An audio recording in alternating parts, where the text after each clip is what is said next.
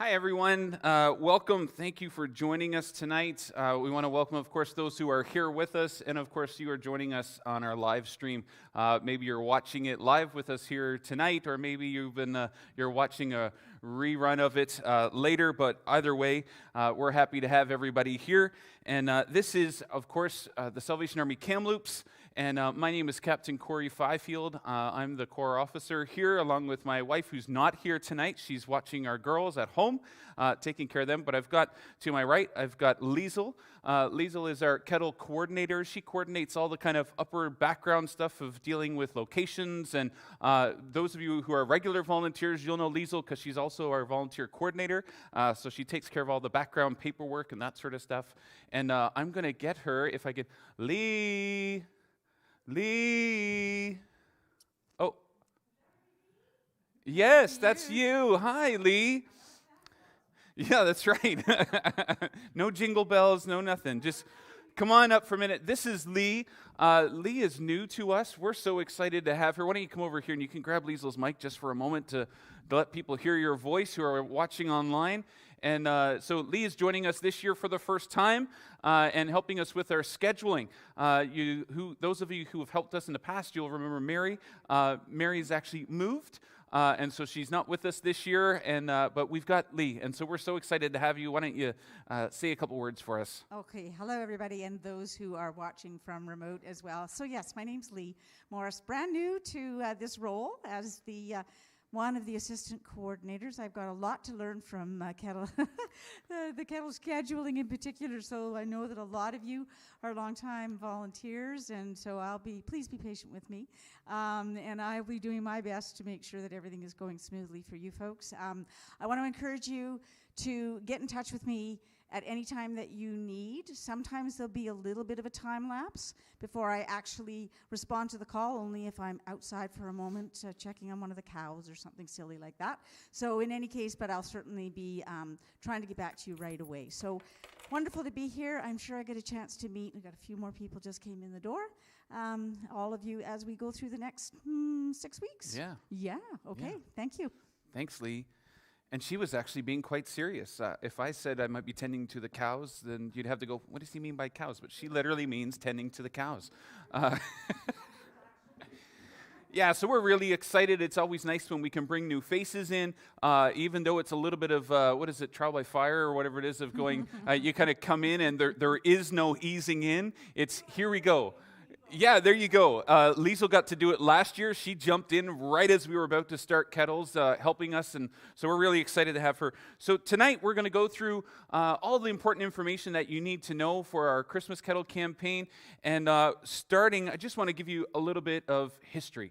For those of you online, I've already told the folks here, if you're wondering if you've got questions that come out of tonight, we are going to give an opportunity for those in-house after the video to ask some of those questions. We'll keep track of those. Liesel's going to put those together in a little file, and she will send them out in an email. But you're always, if you have questions, Lee or Liesel are both happy to answer them. So if somewhere along the way, even if it's a few weeks from now, something comes up and you've got a question, just feel free to contact them, and they'd be happy to help. So, for those of you who are new to Kettles or new to the Salvation Army in terms of being connected with us, a couple little bits about the Kettles. Believe it or not, we've been doing this for a long time. In 1891, is that what we've got up there? Yeah, in San Francisco. This officer, his name was Captain Joseph McPhee, and he was running a ministry, and they were running out of funds. They were feeding people on the street. They were doing a bit of a soup kitchen kind of thing, and they literally took a pot and put it out on the corner and went, maybe people will drop some coins in to help us continue to put food out for people who are coming to our soup kitchen. And from there, it's grown to a massive beast of a fundraising campaign that happens, especially here in North America, the U.S. and Canada. It is such a significant and important fundraiser for us. I'm not sure. I believe I saw a stat that said we've got somewhere around 2,000 locations in Canada. Alone. And so that's a lot of kettles in a lot of grocery stores and malls and all across towns across Canada. And we rely on those funds to help us run our programming all year long. And so the most significant portion of our funds come at Christmas during this next 5 to 6 weeks. And so it is a massive campaign. For Canada, I believe it's somewhere in the $21-22 million that will come in during Christmas to help the Salvation Army do the things that we do in communities across the country. And so it is not taking it lightly when I say it is the most significant fundraising campaign we have for the year. And so we're excited that you're here to be a part of it. You're here to be a bell ringer. And for some of you, you might not be ringing bells, but that's often what it's referred to as. And of course, a bell ringer is someone who comes and mans our kettles for us, just like you see here next to me. And so tonight, we're going to make sure you've got all the information. I'm going to hand it over to Liesl to talk about the wonderful thing that we've all enjoyed for the last 2 years, which is COVID. Sorry. It is such a niggly part of our life at the moment, COVID-19, and the reality is that it is here at the moment, and we have to live around it. The Salvation Army has released a policy here in Canada and Bermuda that require all our volunteers to be fully vaccinated and provide proof thereof. Everyone in this building has already done that and shown it to us. And those of you at home, if you would like to be a volunteer, you can send that proof through to us. We make a note of it and just make that record that we can keep all our volunteers and the community safe around us. What we will ask is that even if you just do a self-assessment yourself online in your head, am I feeling well enough to do a kettle shift before you do a kettle shift? And if you're not, to let us know as soon as possible so that we can fill that shift. We require you to always wear a mask when you're standing on a kettle, even if it is outdoors. That's just part of the image that we're also portraying, is that we wear our masks and we show that we support the public health orders. We are going to be providing wipes inside the red bag. If you feel like you would like to, wipe down the bubble or wipe down the stand, if you feel like people have been touching it, you can feel free to do that. There will be wipes in the bag, but we're not too overly concerned about that. Each location has required certain or has asked certain things with regards to COVID, and I'll get to that in a bit. We do ask that you practice physical distancing when you're standing at the kettle stand. So if somebody does approach the kettle stand, take a step back, give them their space to make the donation so that they don't feel like you're crowding them. And if you have one or two, if there are two of you volunteering at the same time, just make sure you pass that information on to who's there with you. Sadly, we still won't be allowing any singing at our kettles, which is sad because for years it's been a caroling spot. We also won't be handing out anything. We will be allowed to ring bells in certain locations. Certain locations have said it's okay for us to make music, and I'll go into detail about that later. And then please also let us know if you have been in contact with somebody that has COVID, just so that even if it's after your shift, just so that we know and we're aware and we can keep track of what's going on. Volgistics is a word that you've either read or heard either Lee or myself say to you. So that is our database that we use to do all our scheduling. We put your information in it. You each have a profile on our database.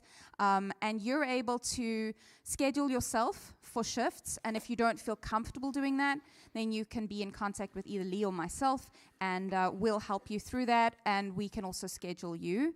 I do ask that you go on after the fact, or let us know after the fact, that you have actually done your kettle shift so that we can log your hours. Logging hours is an important way of us keeping statistics on our side, and it's great for us to be able to show to partners who would like to maybe provide grants that, look, we have so many volunteers and they provided so many hours of volunteer work with us, and it's a great statistic to keep on hand. We're excited tonight that you don't have to just listen to us. We've got this fun video tonight that we discovered. We're not sure when it was created. Last year. Yeah, there you go. It was 2020. created last year, so it's current enough. And it shows a little bit of, a quick highlight reel of some important information for you as you're volunteering, some things to keep in mind. And so we're going to watch that video now. Michael's going to pull that up for us. And here we go. Hi. Welcome to Bell Ringers 101. A few quick tips to help you on your way. Safety first. Make sure to wear a mask and follow all the regulations of your city. And be sure to say thank you. These donations have such a great impact on the community. And now it's very simple to donate. Simply a tap, thanks to TipTap. And look your best. If not in uniform, black pants and a white shirt, and if outdoors, bundle up. Now ring that bell, but with respect for the nerves of those around you. No eating, reading, smoking, texting, talking on phones, or listening to tunes at your kettle. And please don't leave your kettle unattended or obstruct the flow of traffic around you. And of course, be punctual, and please stay committed to your assigned shift. We kindly ask that you not speak to the media, and let your local coordinator know if you are approached. And finally, share the love of Jesus, because that's what we're all about. There you go. Now you got everything you need. Have a good night. No, I'm just kidding. We'll continue. We'll go over a few more of those things. Liesel's going to share with us a little bit, I believe, though, about what's in our red bag, which will be at every Kettle location. Yeah, so at each Kettle location, there will be a red bag. If you're the first person to arrive on shift, you'll need to have looked in the Kettle volunteer instructions, which I will send out, where you will be fetching a red bag. It'll mostly be at a customer service. And on the inside of the red bag, stapled on the inside, I've decided this year I'm going to put a little note that tells you what to do in an emergency. So if you need to leave 5 minutes early, or you can't wait for the next person and they are late, then there will be your instructions. And if all else fails, you phone one of us and you say, I need to leave, this is an emergency, help. Okay? And then we'll help you as best as we can. Inside the bag, we will have volunteer stickers. We are, again, not using the red aprons that we've used before, just because of COVID, but you feel free to take one of those stickers and stick it on and identify yourself as a Salvation Army volunteer. There will also be bells inside each of the bags.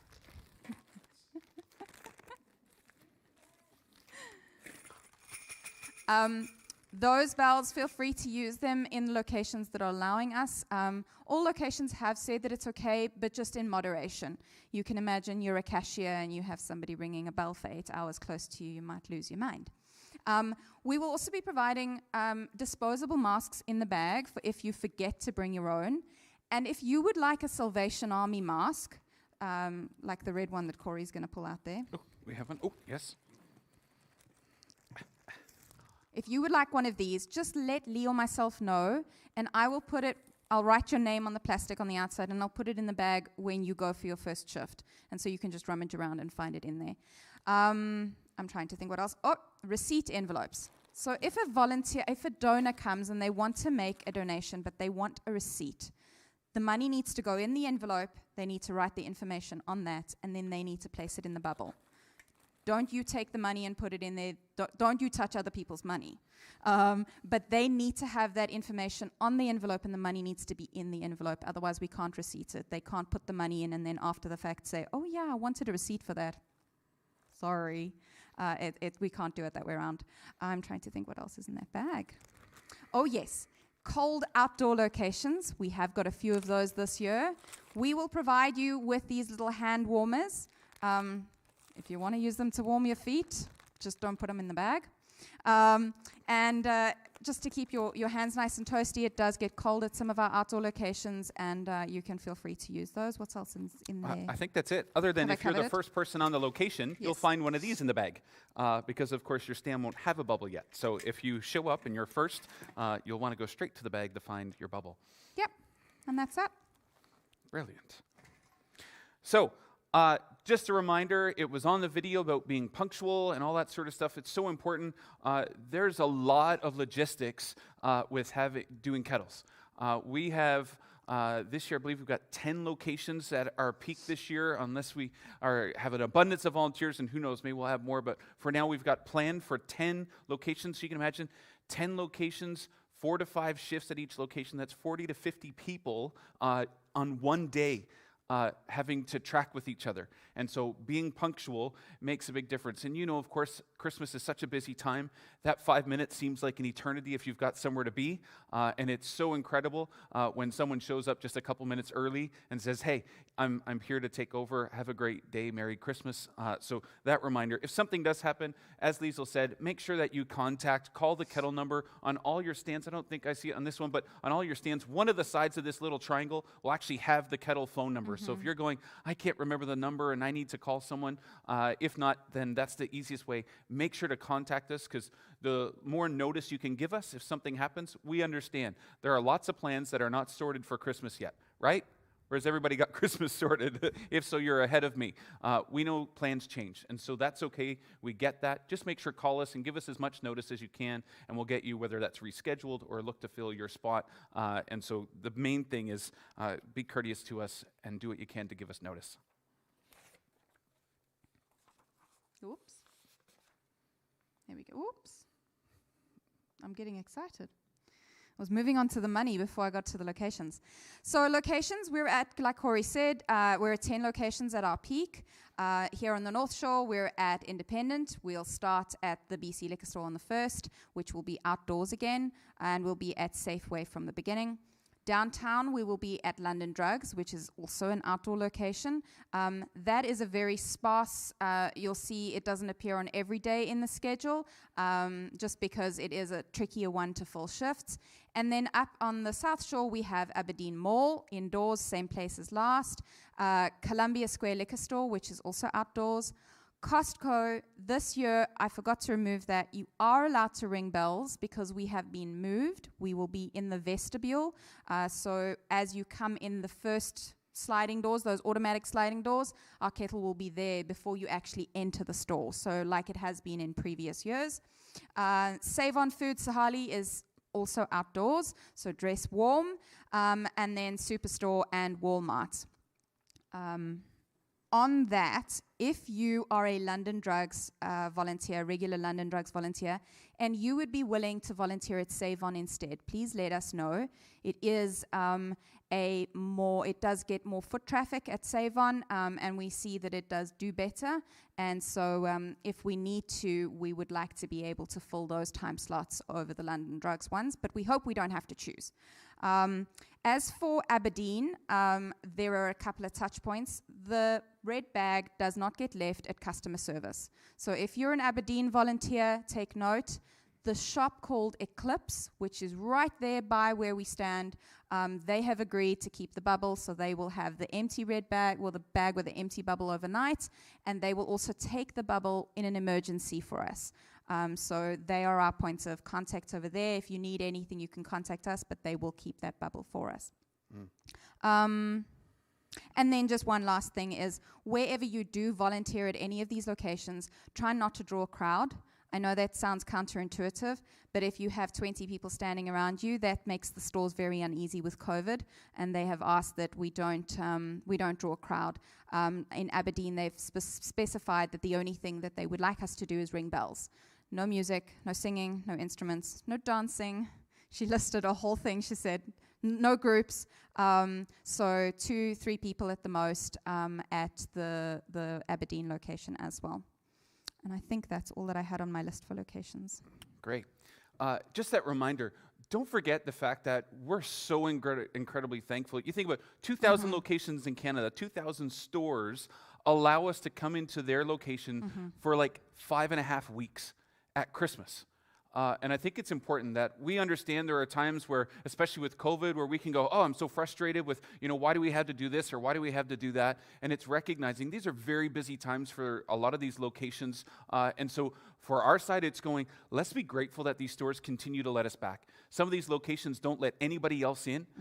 The Salvation Army and the Legion at Remembrance Day, that's it. Nobody else gets in to do any sort of soliciting. And so we appreciate for volunteers to recognize that. Be courteous to the locations. If a manager comes and speaks to you and makes a request, make sure that you listen to them. If you're concerned about it after the fact, let us know that something happened. Oh, a manager came and moved me, or a manager told me to do this, so then we can follow up. But our goal is always to work with the locations because we are so incredibly thankful that they let us in to begin with. And so just don't forget that. Now, ways to give. We continue to have, it's great, technology is wonderful, but we recognize there are so many people who say, cash is done, there won't be any more cash, so I don't know why. Well, the lion's share of our funds comes through cash. Whether people go to their bank or whatever they do, Christmas comes and people suddenly find cash again. We're so thankful for that, and so cash will always be, we hope it continues to be, it is a great way for people to give, but we love that we're able to take other options as well. Checks, Some people, that's the way they give. Rather than stick it in the mail, they'll just stop by and drop a check in.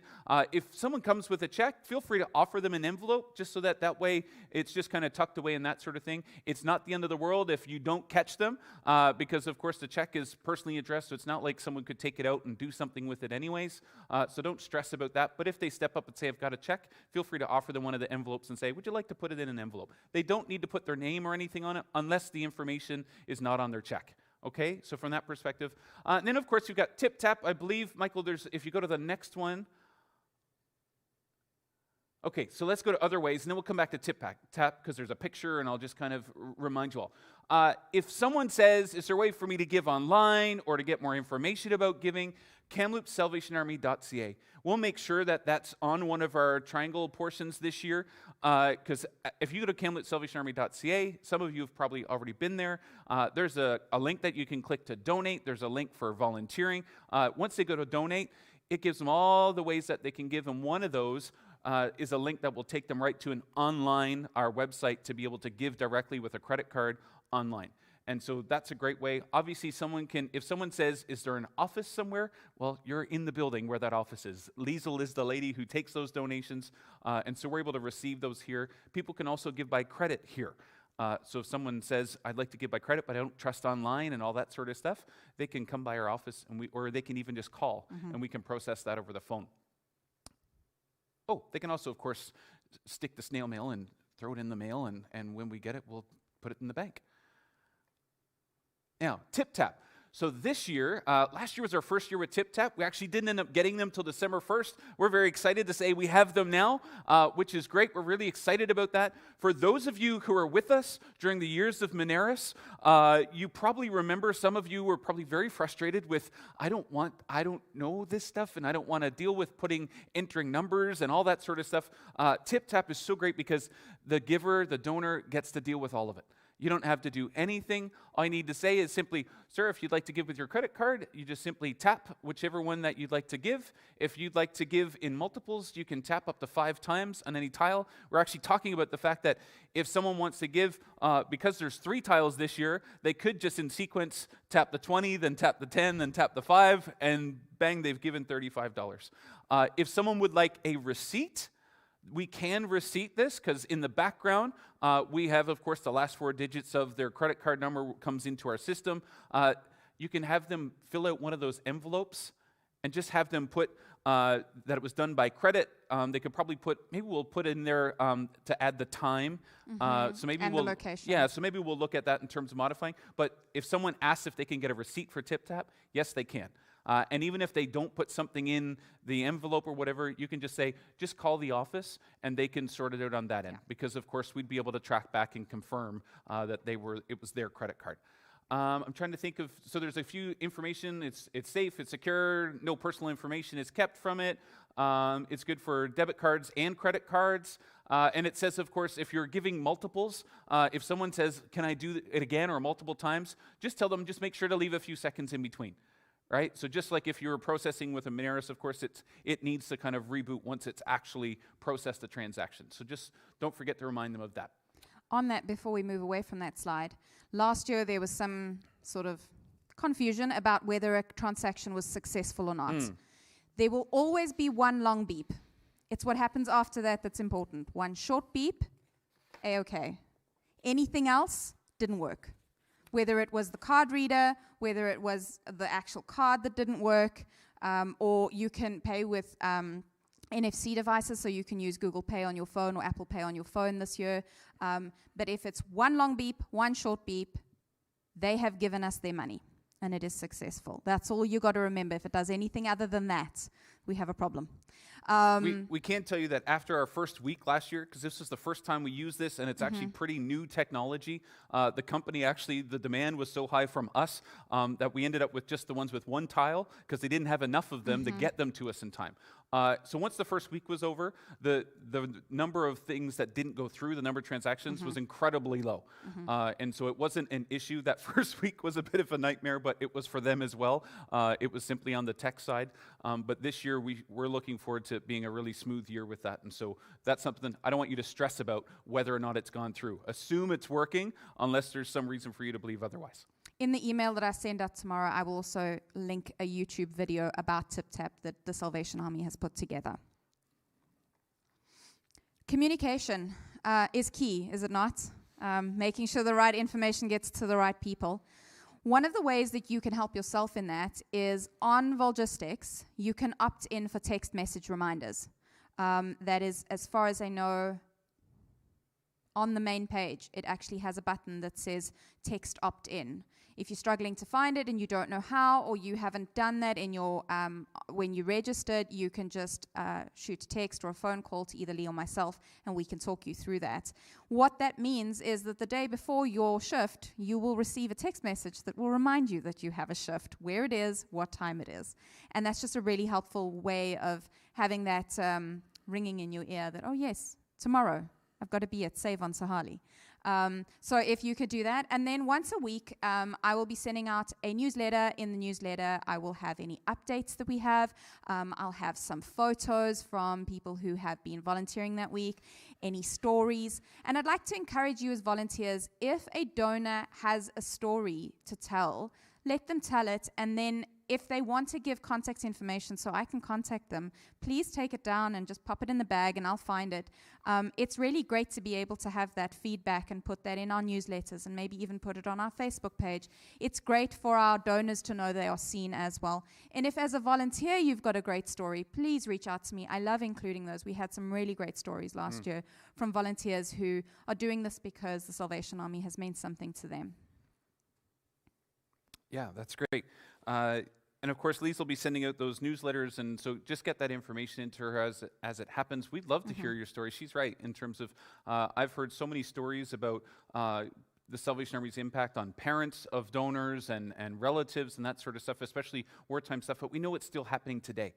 Right? We know that many of our volunteers help with us, whether it's connected to EDS and the fires that have happened here over the years. And so we know everyone has something that's kind of drawn them into this space with us. And so we love to hear those stories.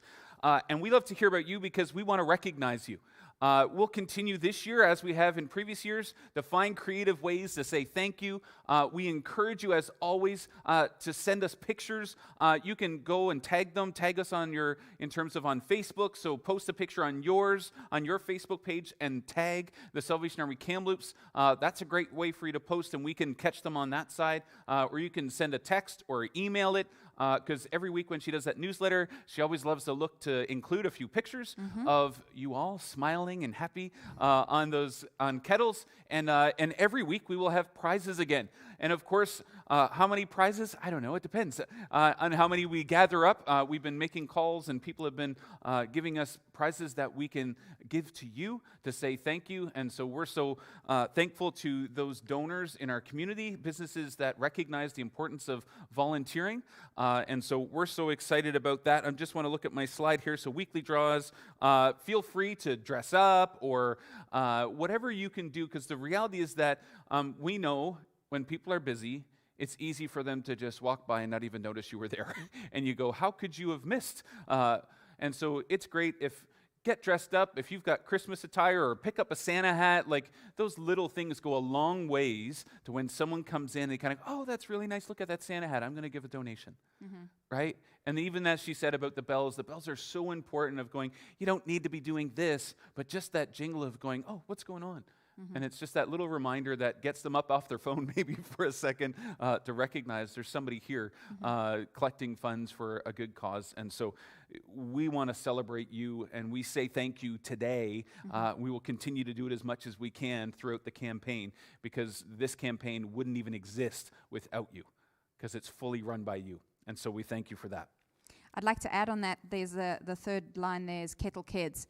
If you have a grandkid or one of your kids wants to come with you, feel free. Get them to get in on the action and maybe ring the bell with you. And it's a really great way of passing on that volunteering spirit to them, but it also draws a crowd. Adults tend to pay attention when there's a child asking for a donation. Last year we noticed it. A couple of volunteers took their kids with, and they said that the amount of people that then stopped and spoke to them was way more. Encourage your kids to come with you and pass on that spirit of volunteering with them. The last little bit of information is how to get hold of us. Important, right? kettles.camloops@salvationarmy.ca is an important email to remember. That way you'll definitely get through to me. Lee.morris to get hold of Lee. And the most important number of the evening is the Kettle phone. For those of you who are watching online, it is at the bottom of your screen. For those of you who are in here, it is on the slide, and we can also give it to you. It is also on the website. It'll also be in the emails you receive from us. And feel free to phone that if you have an emergency or if you have a question. We will be giving out what Lee's office hours are, and if it's an emergency, she'll try and get back to you as soon as possible if it's outside of those hours.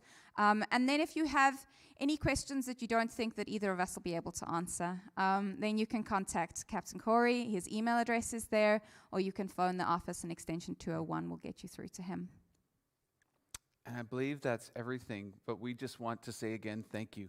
At the beginning of this Kettle campaign season, we recognize, as we said, everybody's so busy, and yet we have some incredible volunteers who step up to the plate every year. And so we want to say thank you to you. If I don't get to see you personally and you're watching this video, Merry Christmas. I hope this is an amazing season where we get to see God's incredible provision for the ministry of the Salvation Army here in Kamloops. And so we're so excited about that, and we're excited that you get to participate and we get to join you in it. And so Merry Christmas. Thank you for all your help, and goodbye to all you guys online. Have a great Kettle season, and call Lee. Go do it now.